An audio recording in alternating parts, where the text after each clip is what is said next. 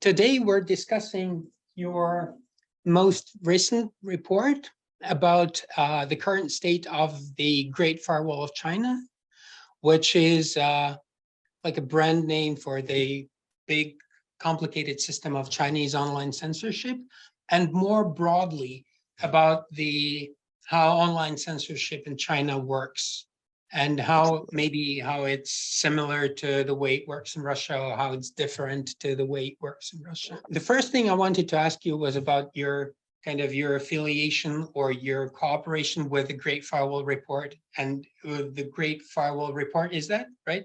And what kind of a project is that? Absolutely. So we work very closely with GFW Report. It's an independent censorship watchdog, highly focused on censorship within China and the GFW.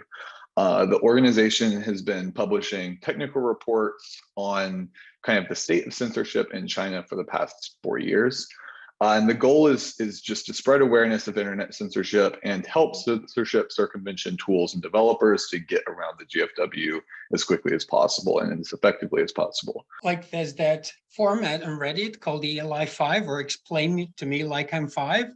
And can you explain to me like I'm 5, what is the Great Firewall of China?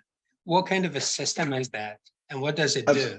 Absolutely. So the Great Firewall of China is focused on putting a tax on information for Chinese citizens. So it is focused on finding ways to restrict the mass access to the internet that we sort of take for granted in countries that don't participate in internet censorship.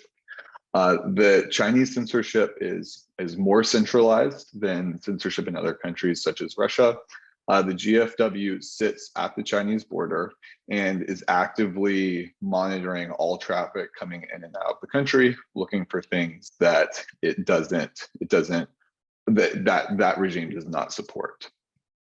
They do this in a couple of different ways. They participate in DNS injection, where when a host is trying to access a specific site and it goes to get the IP address, if that is a website that the Chinese government does not want its citizens accessing, it will inject a new DNS response that has a random IP address not associated with that server. This prevents users from ever getting access to the correct server. Additionally, they do things such as IP-based blocking, knowing the IP addresses of sites that are not accepted or approved within China. They will just outright drop all packets going to these sites.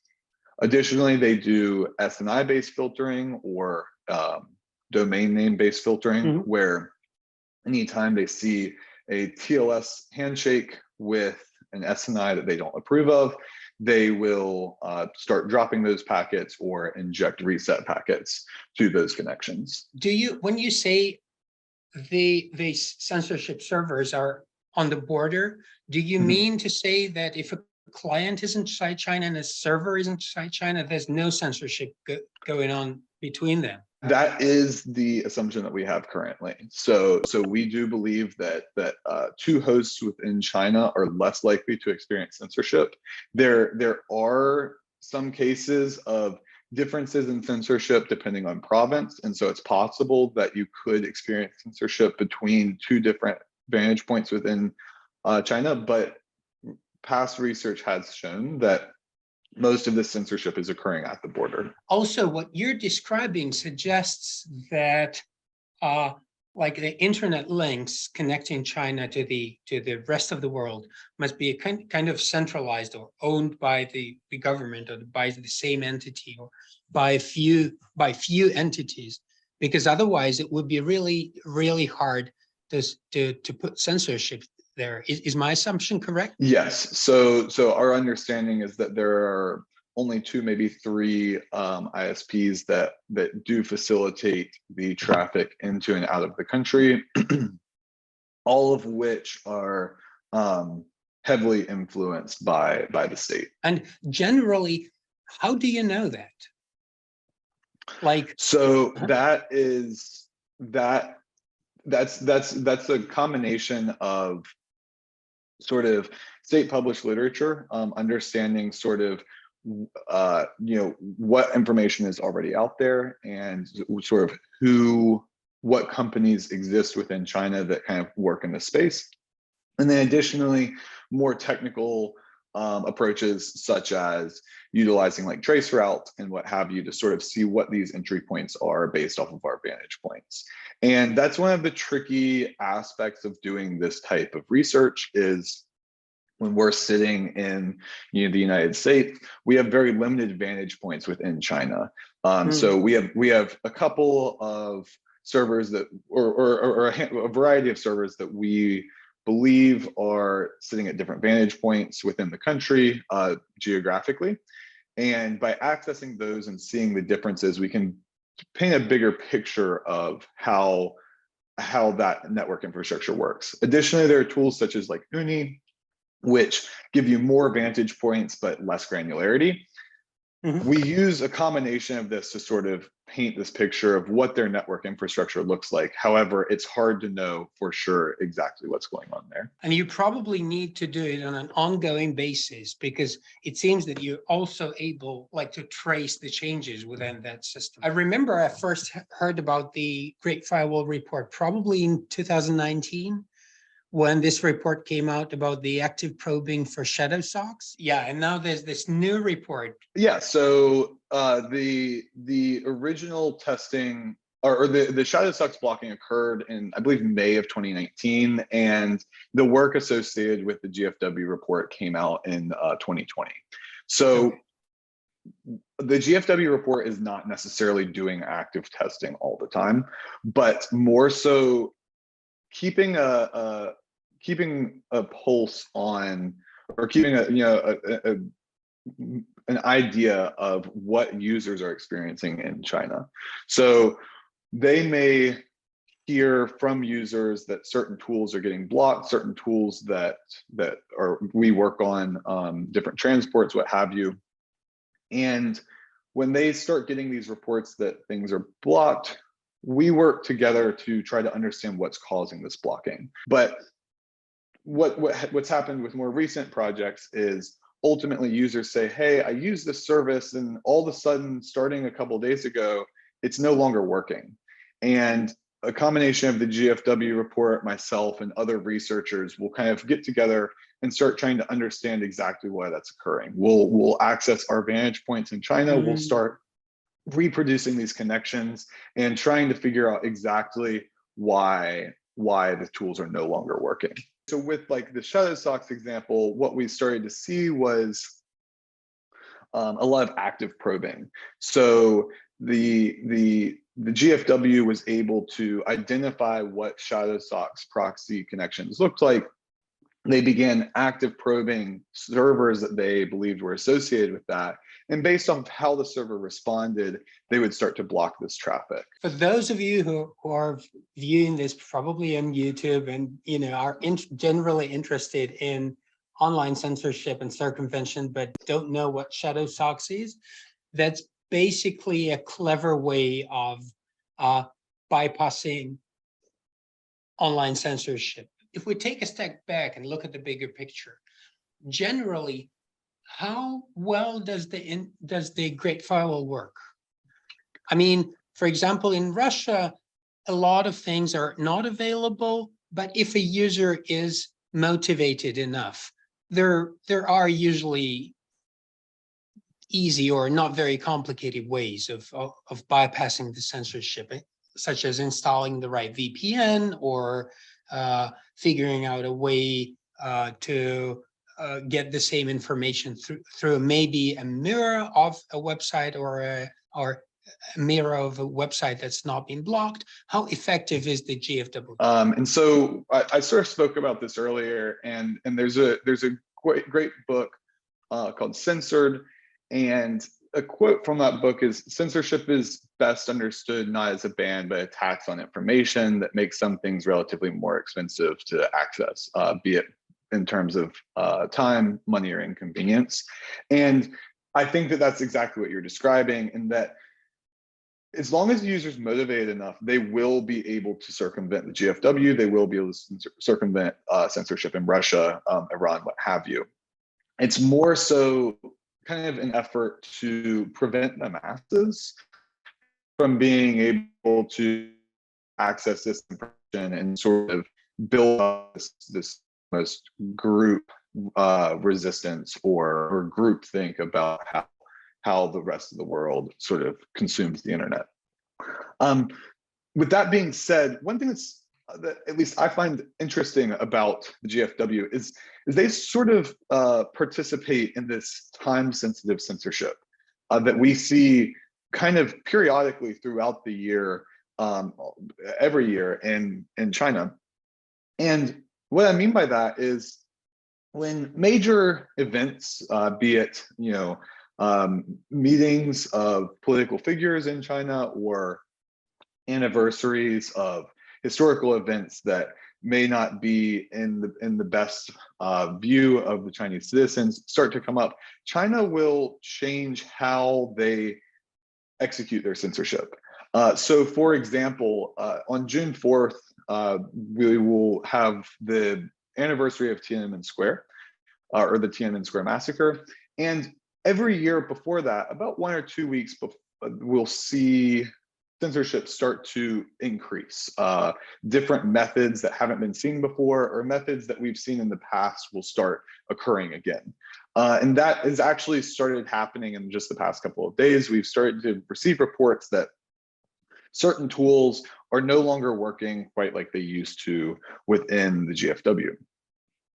So kind of, I guess, a follow-up question there is why would they roll back censorship and not always keep it high? Yeah. And I think that's exactly what I was going to ask. Absolutely, absolutely. And so I think that there are two possible reasons behind this. Again, we don't know for sure. I think the first one is that time-sensitive censorship adds a level of complexity.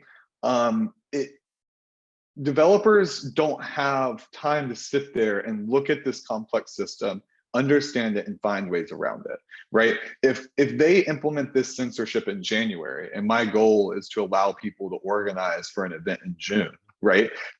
I've got 6 months that me, my team, and others can be sitting there poking at this thing, figuring out how it works and developing ways around it. However, if they roll it out 2 weeks before, we don't have nearly as much time to provide an effective workaround that people can then use to continue on with their lives on the internet. So I think that that's kind of the first reason is it provides us with less time to identify, understand, and sort of patch these blocking techniques. The second reason is the cost of censorship. And this sort of plays into this idea of China, and I think many countries are very sensitive about how their censorship affects commerce or sort of the economy of that country. And they're very focused, they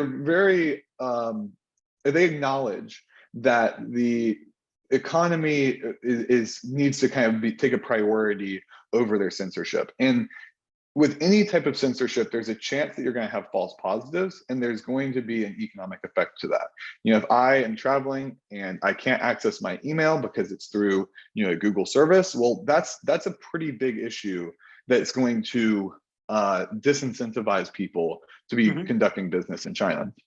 So ultimately, by only turning this censorship on during certain periods, they're able to reduce collateral damage that may be associated with having it on long term. Your answer about the temporary censorship is really interesting, because that's also something we had in 2021, I think. There was a presidential election in 2021. And a lot of censorship happened very shortly before that or during that period. Yeah, Interesting. this makes a lot of sense. So that whoever tries to to figure out how it works to bypass it simply doesn't have the time to do it right. What do people in China generally use to bypass the Great Firewall? In particular, we asked people on the Telegram channels to ask you questions, and readers were interested about kind of the two things, like the tried and true methods, the methods that have worked forever and still work, and the most promising methods, the methods that are most likely to persist, to work for some time into the future. So yeah, so it's interesting. Censorship in China is, in a sense, a thriving industry. There is a whole market that has sort of built up around exchanging these tools and providing users, especially non-technical users, with access to the internet.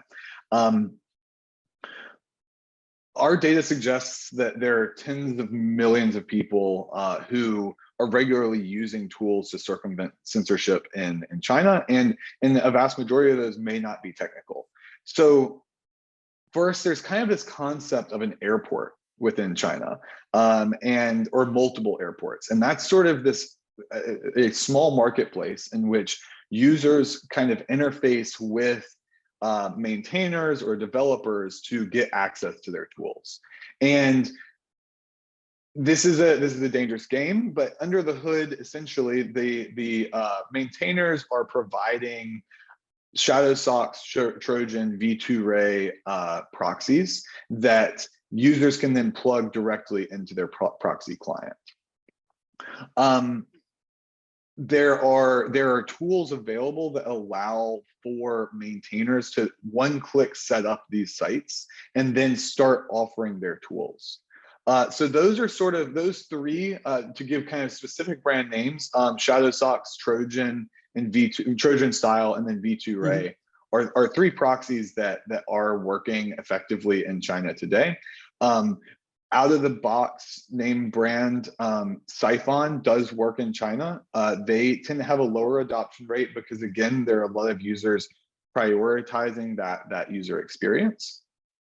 And then also, small VPNs will pop up from time to time that will gain popularity in China, and then once the GFW finds ways to block it, those tools will get blocked. And that sort of, my understanding is that happens on a couple month cycle. Maybe I missed that from your explanation, but how do the providers of small tools, how do they actually talk to non-tech users? So and what's their incentive too?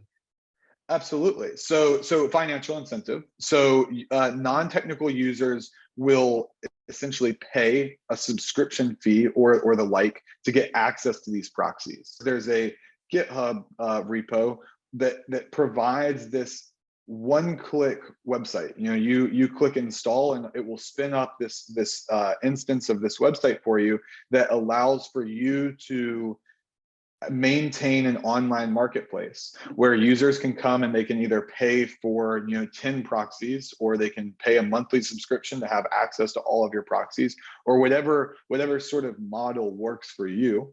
And then non-technical users can just copy and paste those links into their circumvention tools. And it really reduces the amount of complexity and the amount of understanding that the users have to have, as well as the maintainers. I mean, these tools are so simple to use that the maintainer doesn't have to be a full-fledged developer to start getting these things running. All they have to do is, set up some DigitalOcean instances and run their tools. Where did the users find the services to buy? Because we have this challenge too. There's this anti-censorship community, people who can run servers, and they're kind of here. And then there are people who want uncensored access, and they're kind of there. And it's a really hard problem connecting the two together. How does it work in China, if you know that? I think that this is a problem that is ongoing, how to market these services in a way that any user who wants to have access can get access.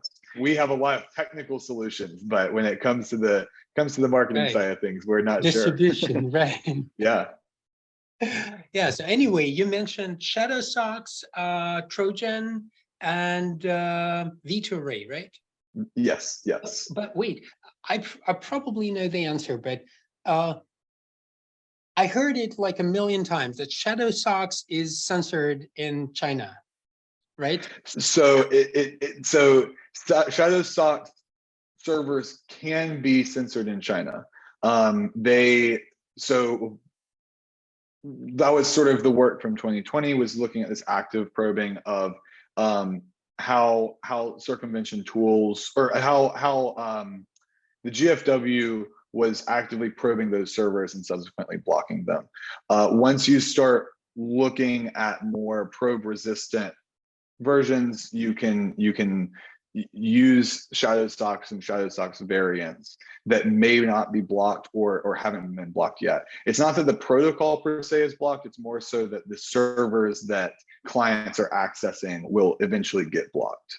And that's a really interesting sort of dichotomy in China. Is there seems to be some like economics to how the GFW identifies what servers they are going to block. There are lots of anecdotal reports of users saying, I host a ShadowSox proxy that only I use or only my family and friends use, and I've never experienced blocking. I've never seen an active probe, things like that, right? And then when a major provider who has thousands of users is deploying their tools, they might get blocked in a matter of hours. So there seems to be some more complexity there that we don't fully understand regarding how the GFW is determining what servers they are going to actively probe. It doesn't seem to be based just solely on one packet going across the network. So it's not like dumb protocol fingerprinting or something. It's something a lot more complex than that. It's a project I've been working on recently, and my understanding to date is that it is not simple fingerprinting that allows for the G, or that kind of triggers the GFW to actively probe. There seems to be some more heuristics there that we haven't picked up on yet. Do you have any answers yet? Like, since you're the one who does the research. So I've got a lot of no's. I don't have any yeses yet. Okay, but that's a way to do research too. If you have a lot of no's, you ultimately have like, right. That's right. Yeah. So we've done a lot of testing, trying the fingerprints of different tools, different clients, and sending those connections all either to servers in different countries or to servers that we control, trying to just test different things. And ultimately, so far there have been no signs of censorship based solely on like client and NIT packet fingerprint. So when you're looking at that very first packet and kind of developing a fingerprint on that packet, we have not been able to trigger any censorship just from that. Which again goes to sort of show, oh, go ahead. Do you know how regular users in China learn how to use sophisticated circumvention tools? Like, for example, if I'm someone in China and I want to bypass the Great Firewall and I have no idea how computers work, and I happen to have access to someone who gave me or sold me a key, how would I set up my smartphone? Or that's an interesting question. My grandmother can struggle to get on the internet here in the US, where censorship isn't a concern, right? And that's just because she barely understands how her phone works. But I think that when you look at users in China, the process has really been streamlined about as much as it can be. With these airport-like marketplaces and sort of the access that they provide, a user does not have to understand what is going on. All they have to do is understand, I'm going to take, the IP address or the domain of the proxy server, and I need to paste it here on my phone. It's a very simple process, about as simple as just connecting to the Wi-Fi network, right? Another question that the Roscom Svoboda users asked was, whether YouTube is available, or if it's blocked, how do people circumvent that? And whether online multiplayer games are censored, generally censored or not. Absolutely. So yes, YouTube is blocked. All Google services are currently blocked in China, and so they do not have access. And online games, they do tend to be blocked. I think that there might be some that might not be blocked because they're based in China, but there are definitely games that they don't approve of that are blocked. And that is an interesting question because it sort of goes or points towards this question of what do users prioritize? Are users looking for a very private tool that no one will know what they're doing, or do they want something that can handle high bandwidth, low latency so that they can participate in things like online games or stream YouTube or other video content? And in China, there seems to be relatively little concern about, or there are plenty of citizens who express relatively little concern about retaliation, and they will prioritize those high bandwidth, low latency services. There are servers out there that sort of provide this in VPNs, right? That might only be on the market for a few months before they subsequently get blocked, and those tools, very notably do not prioritize privacy. And that sort of allows users that bulk access that they're looking for. And we sort of talked about these different internet backbones coming into and out of China, and there are these essentially priority lanes, and some of these services will essentially sell users access to the priority lane so they can utilize it for their video streaming or online gaming. When you say retaliation, do you mean that people in China can be kind of punished for using circumvention tools? Are they ever? Yes, absolutely. So that's sort of the concern there is what will happen to me if I'm using these tools.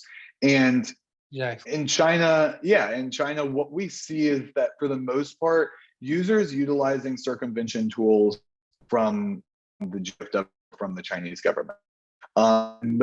There have been instances of fines leading to about $200 for years and years of utilizing these services and maybe ignoring warnings and what have you. However, with that being said, the punishment is, or the risk is much higher for the circumvention developers. So they have been known to receive jail time and kind of in the time frame of years, maybe 5 years, for developing and hosting these tools, which just kind of goes to show sort of the risk that these maintainers are taking to deploy these tools within the GFW. I believe that the $200 fine example is sort of that worst case example. I think that a lot of times people are receiving letters or things along those lines saying, "Hey, we know that you're doing this, please stop." However, we did actually find some numbers on this, and it sounds like in a single province in China, there were 18 cases of administrative punishment for what they consider personal overreach in August of 2021. And there were 60 cases throughout the year, with some receiving like a verbal warning. So that sort of, it's not, when you're considering there are tens of millions of users. How does the government know they're running the tools? Absolutely. Is it because people are stopped in the street and have to produce their phones, and then, whoever does the checks sees that they have the tools on their phone? Or is it because their ISP registers VPN traffic and, kind of sends them a fine over an SMS or something like that? So we don't know for sure. I highly doubt it's as invasive as, like stopping and searching people's phones on the streets. Drawing from what we've seen in other countries and even in the US, when you look at like privacy and DMCA type stuff. That burden is placed on the ISP, where the ISP is looking for this kind of traffic and will send out notices based off of it. And I suspect that something similar is going on in China, where it's either ISP based or a service gets taken down. The Chinese government is able to get access to that service and potentially produce logs that could point to some users, but more than likely ISP based, but we can't say for sure. And you also mentioned that it's really dangerous to run VPN servers in China, apparently. So if I run a VPN in China and give out access, I can go to jail for that. Is that right? Absolutely. So proxy resellers and proxy developers both can go to jail for developing these tools or distributing these tools. Yeah, now I understand why there's so much anonymous anti-censorship Chinese research going on. Absolutely, it's a risky game, and yeah, props to those guys for doing it. I probably asked all of the questions I had about the big picture, but now I also want to ask you about the most recent research, that the one that you co-authored. Again, can you explain to the viewers of this channel in very simple terms what did you find out and what's the significance of that? Modern proxies try not to have a fingerprint, which we briefly talked about before. And sort of to give a better understanding of what a fingerprint is, there's an example of people speaking languages in a room. So if everybody in a room is speaking Russian, and there are two spies in the room that the government is looking for, and those two spies, for example, speak French, it'll be easy for somebody to point those two out. They're not speaking the same language as everybody else. Especially if you have like a French expert who can say, okay, those are the guys, they're speaking that language, we want to get rid of them. And that's sort of the concept of this fingerprint, right? Is that you have two different sort of tools here, one being like the Russian speakers, or one being like, TLS traffic. And then the other being your small group of French speakers, which would be like your circumvention traffic. And for the expert looking for the French, that's really easy. They just have to French. But if we can instead make our tool not look like any language, or look like a language that is really obscure, that no one really speaks anymore and knows anything about, all of a sudden the government or the censor can't just look for the guy speaking French. They have to understand all of the languages that they're okay with. They have to understand all of the Russian and all of the English and all of these other languages that are going on in the room, and exempt those and focus on the ones that they don't understand. And that's sort of the motto that censorship circumvention developers have been taking these past few years in developing these fully encrypted protocols. So they want to develop a tool that doesn't look like any other tool, so that they don't have a fingerprint, and so that they can't be blocked based off of their fingerprint. And a lot of tools have started to do this. Like OBS4 is a perfect example of a fully encrypted protocol. And so ultimately, what we found the GFW did was generate 5 rules that they could use to identify and exempt all benign traffic, all the TLS, all the DNS, all the SMTP, all these things, with 5 rules. And those rules were made up of a variety of different heuristics. They used a little bit of like very primitive protocol fingerprinting. So looking at the first few bytes of the packet and saying, okay, this is the TLS header, this is an HTTP header. Additionally, they looked at how many ASCII bytes were in the entire packet. If it's mostly just ASCII or words, right, then it's not encrypted, or it's not fully random, not fully encrypted, not an issue. But the most interesting thing that they did here was they looked at what's called the pop count, which is the number of ones set in a byte, right? And so ultimately, that's what China was trying to do, was they were looking at all their traffic, counting the ones and zeros, and that allowed for them to identify those tools and specifically block them. So it's a combination of a kind of whitelisting in a way, right? So first Absolutely. they subtract all the known types of traffic, and then they count the ones and zeros in the unknown types of traffic. And if they have roughly the same number of ones and zeros, then they suspect it's pseudo-random. And then they suspect it's some kind of censorship circumvention. And then what do? Did they block it or did they throttle it? Outright blocking. And not just blocking that connection, but residual blocking of all connections from that 3-tuple.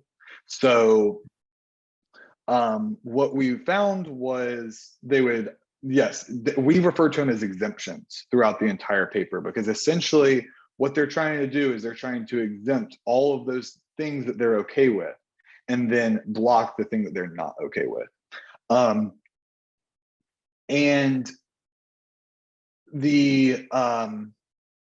yeah, ultimately what we find is that they will block the connection, and follow-up connections to that server on the server's port from the client's IP can be blocked for a few minutes after the connection, which really starts to prevent or restrict the user's access to a particular service. In this conversation, you've already mentioned several situations where the sensor blocks things and then unblocks.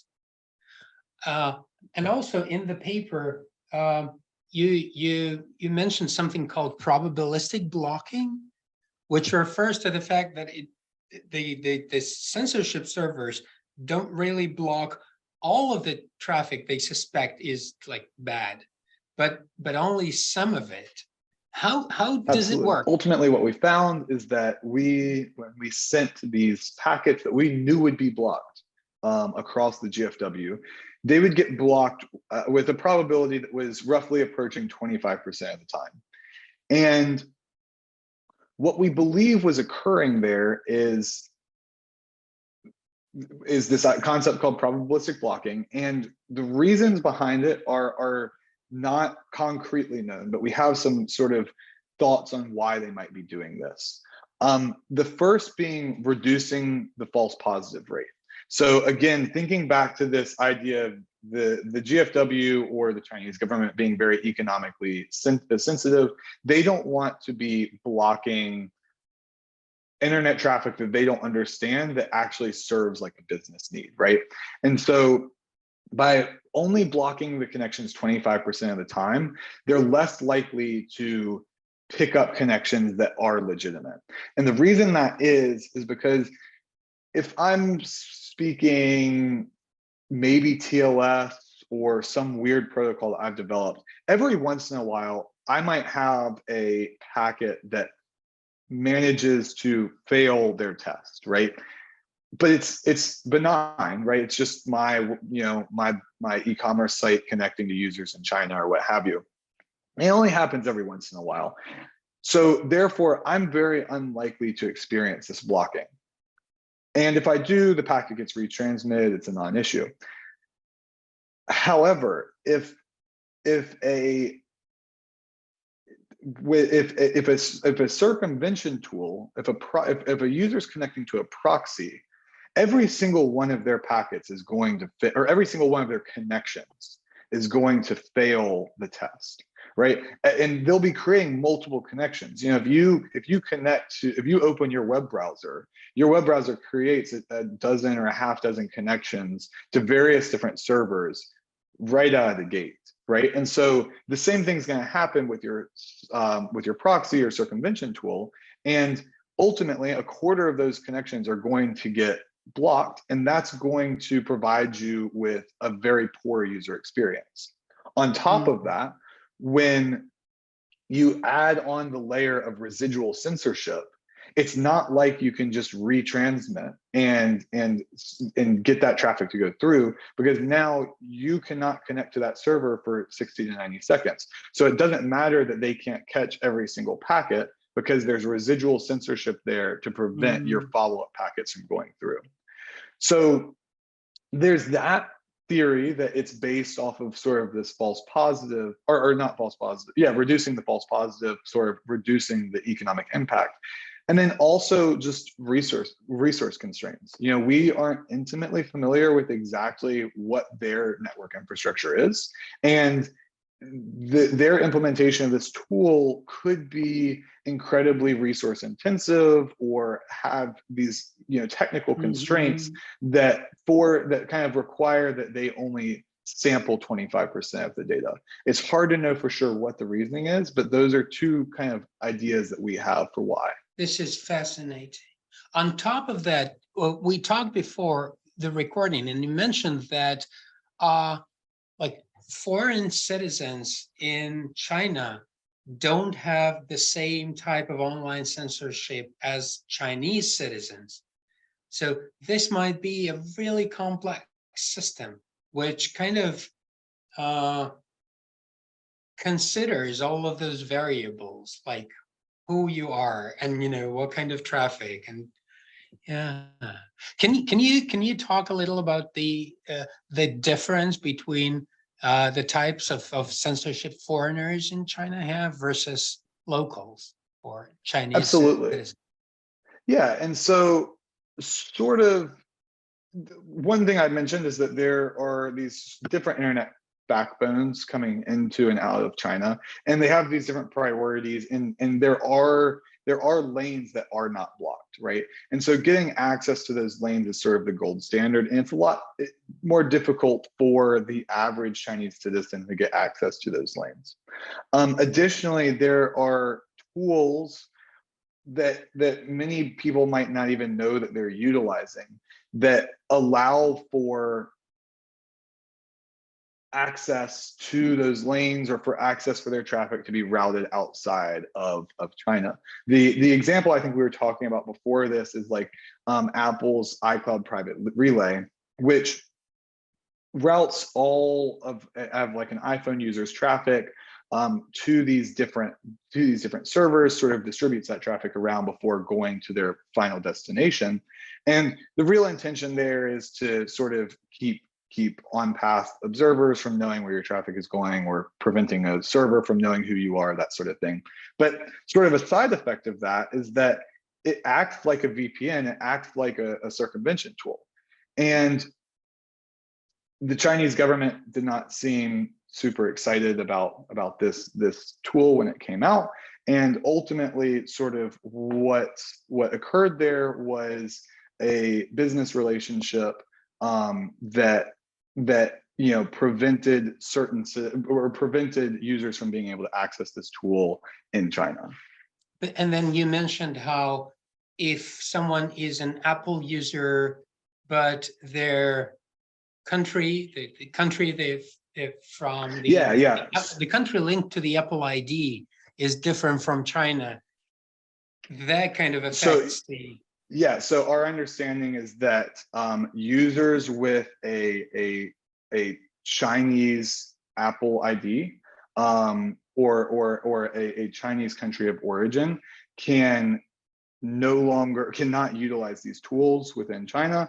They get blocked. Whereas users with like a US or other foreign Apple ID have no trouble accessing these tools. Do you guys know what kind of equipment that is? I mean, on the hardware level, like when we're talking about Great Firewall of China, we've been talking about function, right? What it does.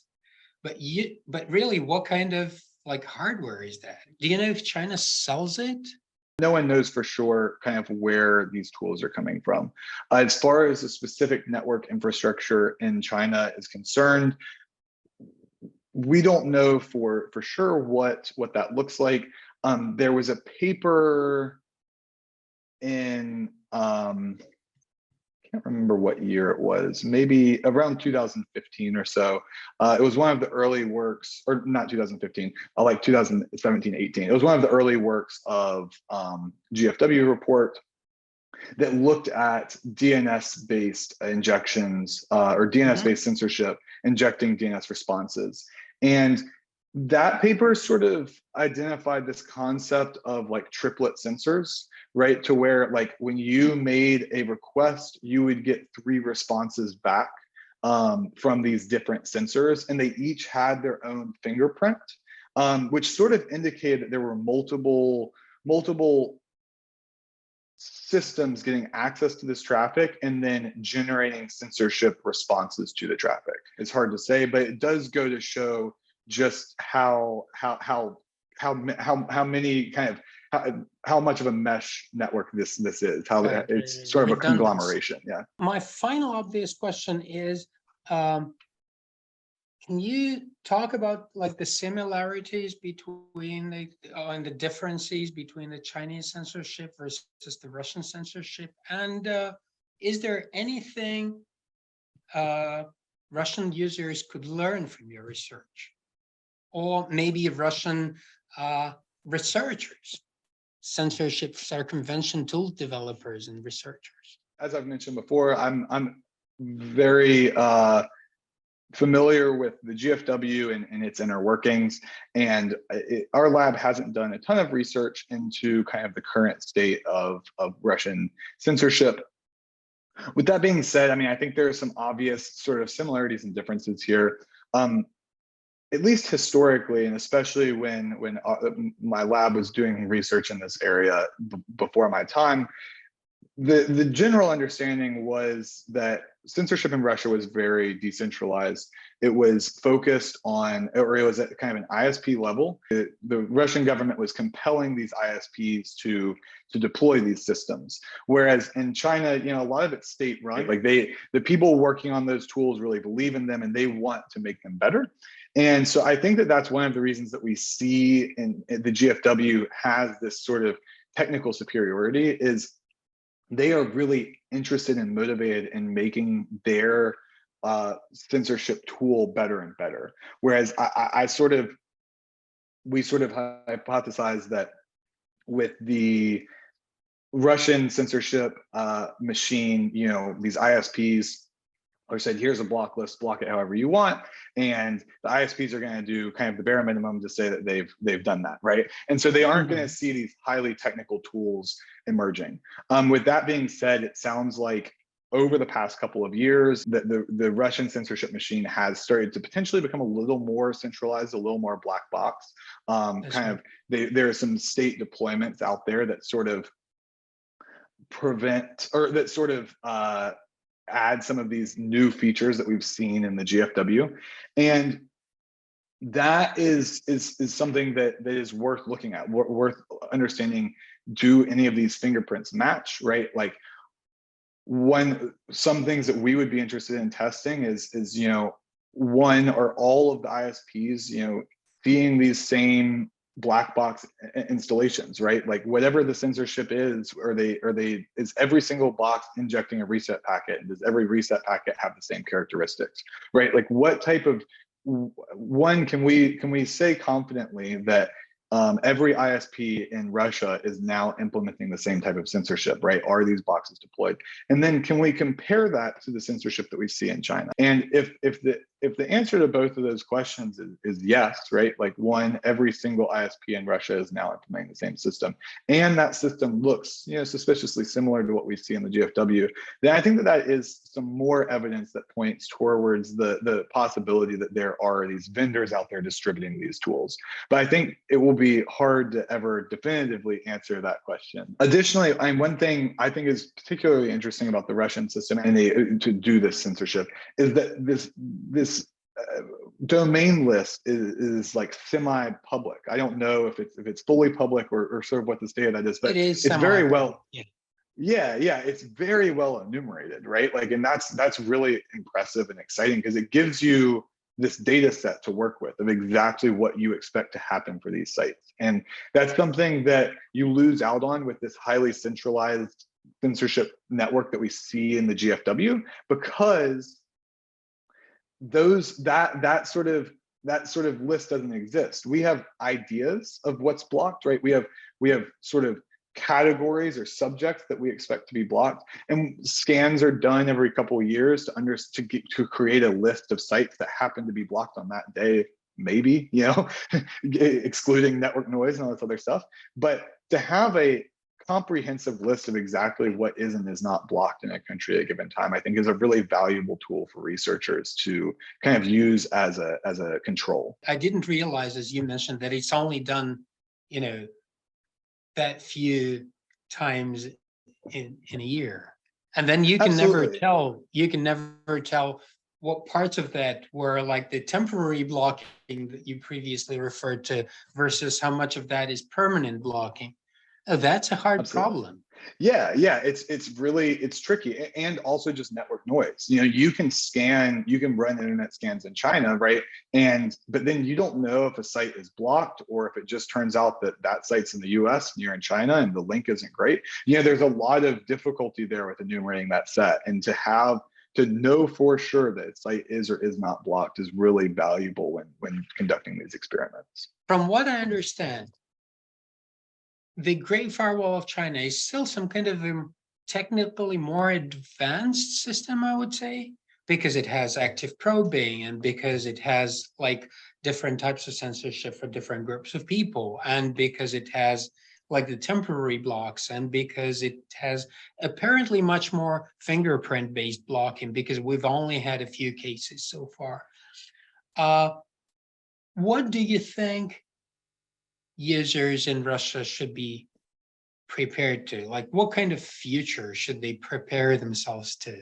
But Yeah. Since you're kind of looking at a system that is like the Russian system, but in a way more complicated, do you see any kind of obvious next steps that Russian users should be taking? I think that in a sense, they're advantaged that Chinese citizens or Chinese users have already had to go through that.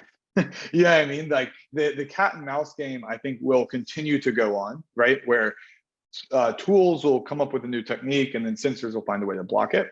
But fortunately, if the GFW is more complex, and the Russian censorship machine is trying to keep up, users in Russia can rely on these same tools, these same deployments that have sort of developed over years in China, and sort of really get that leg up on where censorship is today in Russia. These tools have been effective, and they've worked for users in these countries. And I think that that's really sort of the first step, is getting those tools in people's hands, and then attempting to build this network, so sort of the airport network that we spoke about, right? Finding ways for non-technical users to connect with, even if it's in an economic marketplace, right, where people have to pay for tools, providing that access so that non-technical users can get access to the servers or the proxies that are deployed by maintainers, I think is incredibly valuable, because the more users that have access, the better, and the more likely we are to move towards a state of reduced or eliminated censorship. That is valuable advice indeed. Unfortunately, we've run out of time. Yeah, so thank you so much. This has been really useful. Absolutely. Thank you guys for having me. My main kind of immediate result of this conversation is how important those, what do you call them? The airport networks? Yes. The airports. This is a new concept to me. I think you nailed it on the head when you said that, we kind of have our little group over here, and we've got users over here, and how can we connect those two?